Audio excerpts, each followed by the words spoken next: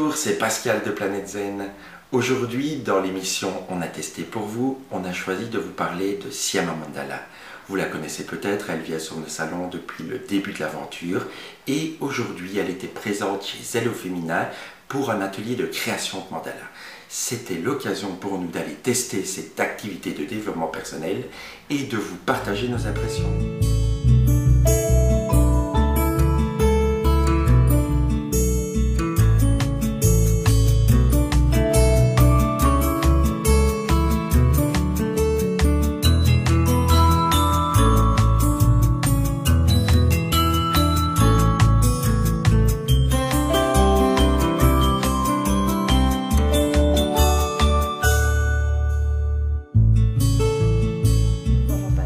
Bonjour Sandrine. Alors, qu'est-ce que tu es venue présenter comme atelier ce week-end? Je suis revenue pour la deuxième fois faire un atelier de création de mandala. Donc c'est avec grand plaisir que je suis revenue en Belgique aussi partager les mandalas, les ateliers. Donc pour ceux qui ne connaissent pas les mandalas c'est quoi en fait? Donc ce sont des constructions, des créations en forme de cercle. À partir du moment où il y a un centre et tout un élan de création qui s'anime autour de ce centre en forme circulaire, on peut dire. On peut appeler ça un mandala. Okay. Donc c'est quelque chose qu'on retrouve un petit peu partout sur la planète. Okay. Tous les êtres humains font des mandalas. Et donc ici tu proposais aux personnes qui venaient faire l'atelier de dessiner alors et de créer cette forme si particulière. Qu'est-ce que ça apporte aux personnes qui font ce genre de dessin? Déjà, le fait de prendre un temps pour soi, déjà c'est quelque chose d'énorme. De prendre le temps de venir créer, c'est déjà une autre chose importante. Et le fait de construire en fait ces formes géométriques et de prendre le temps de s'y plonger permet aussi de prendre contact avec son propre mandala et donc de créer à l'intérieur de lui, ce qui donne beaucoup de choses. Est-ce que c'est un peu comme de la méditation alors, ou est-ce que c'est une forme comme ça de reconnexion à soi? C'est un peu les deux. L'ambiance était très méditative, en tout cas cet après-midi, beaucoup de concentration, donc ce qui fait qu'au bout d'un moment, j'allais dire, le silence s'installe, et parce que chacun est plongé dans son mandala et voyage à l'intérieur. Donc oui, c'est aussi pour se recentrer et aussi pour méditer sur soi et parfois vivre des choses voilà, qui est propre. Et donc par exemple ici, on voit des mandalas que tu as fait. Est-ce que tu peux nous expliquer peut-être quelle est l'intention que tu as mis dedans? Qu'est-ce qui ressort ou est-ce que tu as fait passer un message particulier en créant cette œuvre-là? Celui-là, en fait, il s'appelle Le rêve de la graine de vie. Le rêve de la graine de vie. C'est une rencontre voilà, que j'ai eu envie de faire à un moment donné entre le peuple aborigène, que j'affectionne particulièrement, et par sa vision du monde, et par ses techniques d'art et de la vie en général. Et cette graine de vie, donc, qui est ce symbole-là, qui d'une manière générale, elle représente aussi la rosace qu'on a tous appris à créer au départ avec le compas. C'est ça. Sauf qu'elle est entière. Et qui, donc, ce symbole, à la fois tout simple, représente énormément de choses, puisque nous l'avons au cœur même de nos cellules, quand l'œuf est fécondé dans le ventre, les premiers instants de la création du corps humain, on a la graine de vie qui se met en route. Donc, c'est quelque chose qu'on a dans nos cellules. De vie. Ok. Et si on a envie de s'intéresser un peu plus à ton travail, si on veut retrouver tes mandalas, tu viens donc de France, donc tu n'es pas régulièrement en Belgique, mais est-ce qu'on a l'occasion de pouvoir dessiner des mandalas que tu aurais créés ou des choses comme ça? Alors il y a les livres, j'ai fait des livres voilà, avec des mandalas qui sont déjà tracés, qu'on peut colorier, qu'on peut voilà, voyager à travers déjà cela, et sinon de plus en plus, j'espère pouvoir revenir en Belgique avec grand plaisir, le plus souvent possible. C'est avec plaisir en tout cas quand tu accueilleras encore en Belgique, et on va en profiter pour récolter quelques témoignages des personnes qui ont suivi alors l'atelier chez Zello Femina. Pour le moment, nous sommes avec Muriel alors qui a participé à l'atelier Zello Femina en collaboration avec Syama Mandala. Et Muriel, tu as pu nous faire ton œuvre, ton mandala. Qu'est-ce que ça représente? C'est l'arbre de vie, donc c'est ce qu'on ressent, ce qu'on veut faire partager aux autres. Donc moi j'ai toujours besoin de m'extérioriser, donc c'est pour ça que j'ai des petites membranes là qui sortent de mon arbre de vie pour pouvoir progresser et continuer. C'est un atelier qui est très très intéressant, où il faut prendre sur soi, il faut se canaliser, il faut essayer d'être à l'œuvre et ne pas se laisser distraire. Il faut ou tu avais envie juste de Non, prendre je ce crois temps? qu'il faut un peu quand même s'auto...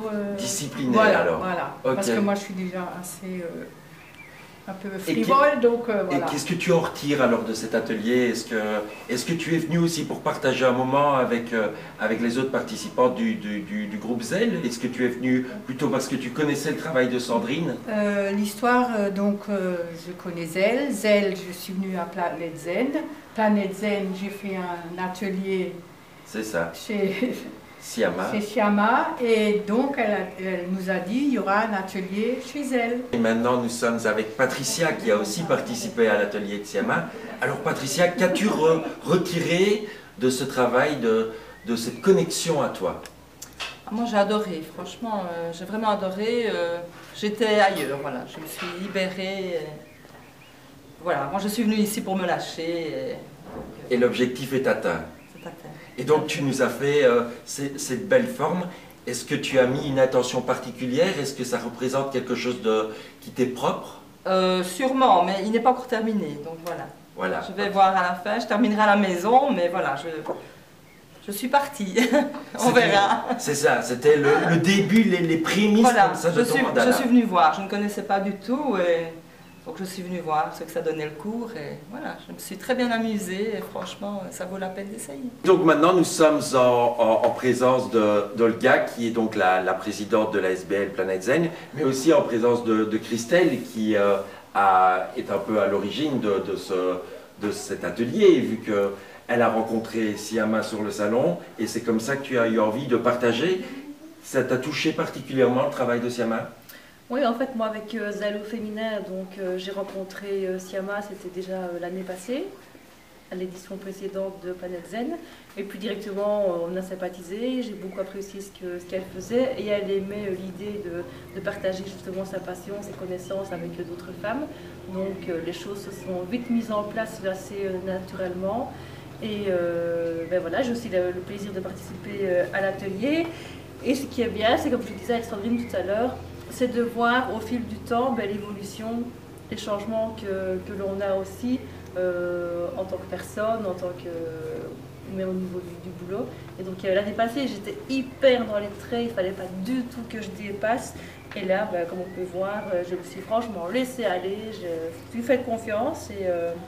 Et donc c'est vraiment très bien au niveau humain, au niveau rencontre, au niveau personnel. Donc c'est vraiment un chouette atelier de partage avec Siama. Et donc, est-ce qu'on peut dire que ce mandala-là, il t'a aidé, ou il représente en tout cas cette évolution, cette ouverture, cette possibilité de sortir du cadre? Tout à fait, de sortir du cadre, ce besoin de s'écouter, de se faire plaisir, et pas non plus tout le temps être dans le moule. À force d'être dans le moule, comme on dit complètement tard, donc moi j'ai pas envie d'être complètement tard, donc maintenant je me laisse aller, je me fais confiance, et c'est le message que j'ai envie de partager aussi aux participantes qui viennent à l'atelier. C'est ça, ok. Et toi, qu'est-ce que tu as retiré de cet atelier? Tu as peut-être le mandala qui est le plus différent, ou celui qui ne répond pas vraiment aux formes comme les autres. Est-ce qu'il y a derrière ça quelque chose de particulier, un message, ou quelle est la signification finalement de ce travail différent? Mais voilà, au départ, quand c'est vrai je l'ai fait, je me suis dit, oulala, je ne vais rien sortir hors de mon mandala, parce que c'est vrai que c'est un petit peu spécial.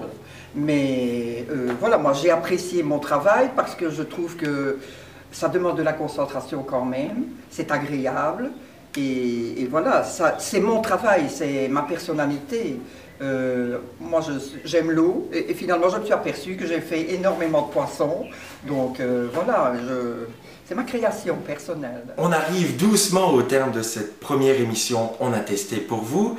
Et si vous avez aimé cette vidéo, n'hésitez pas à la partager sur votre mur Facebook ou à laisser un like juste en dessous de cette vidéo.